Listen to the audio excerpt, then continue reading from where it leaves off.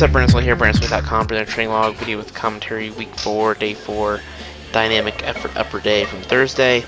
Bit behind on my training logs, keeping those up to date and rolling. Still training, still keeping things where they need to be. Just have had a really hard time of getting the videos put together and the blog posts. It's been a couple busy weekends, and I'm using my free time to try to get all my client stuff done, and therefore my log's taking just a little bit of a hit. But it looks like by the end of the week I'll have everything caught up, so it's not that big of a deal. But this speed bench day was pretty good. 165 against the double mini bands, just 6 triples. I'm back to kind of waving this, as I've mentioned, that I used to do for most of my meet preps, and I think it just works better, at least from what I've seen. I think it's helpful for me to feel some of that, about 50% of the straight weight in the bands.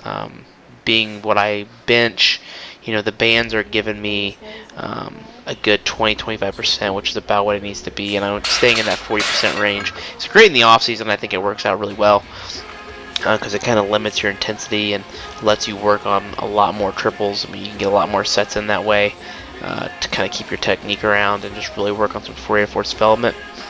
But I think with the meets coming up, it just always worked for me, so I'm kind of going back to my bread and butter. I changed some stuff and I tried some stuff, and with how big of a meet this is in terms of people and revenue and trying to win a WPC World Championship, that's been on my to-do list ever since I got in the sport.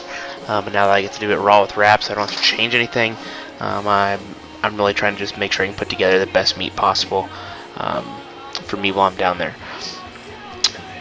Besides that rambling, some close grip benching against the bands, 180 for 10, that was a rep PR. I really wanted to go for 185.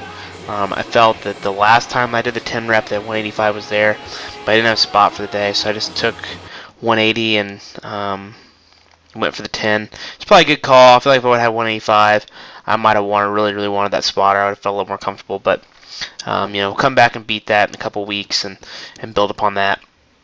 And then some dumbbell benching. Use a slight incline this week on that because the past 3 weeks I pretty much stalled with the flat. So gonna run the slight incline, and this will probably have to again run anywhere from 2 to 3 weeks until I start to stall, and then we'll switch it back up, and I'll probably end up going back to the flat because that's what's going to be about the most specific I can get going into the meet, and to see if I can build upon that the last couple weeks and keep a little bit of volume in my chest. It's just the way my bench responds. It's just the volume. I think that's why if you follow my training log at Elite FTS, you can probably see that on Mondays I do like a little extra body pump after my max effort day. I really think that's been instrumental in keeping my bench press around with all the changes that I've made this training cycle. I think that's helped tremendously keep size on my shoulders, my arms, my pecs, and let my leverages kind of come back to be a little bit more sustainable long term.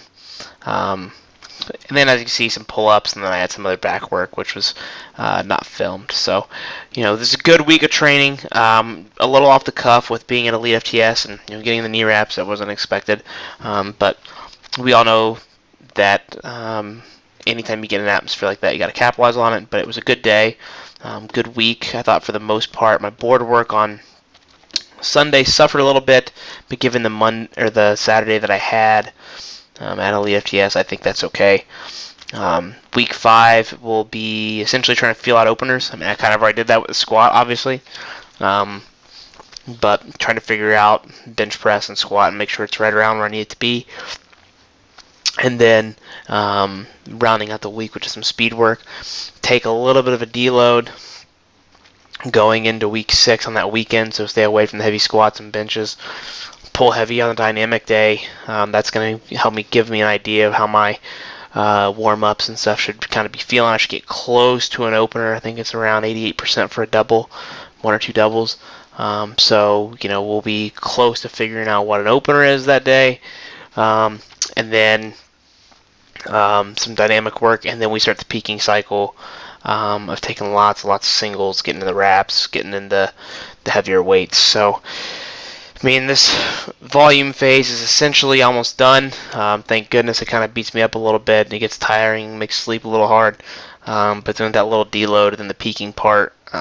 Honestly, the peaking part, it's just hard mentally. It's not hard physically.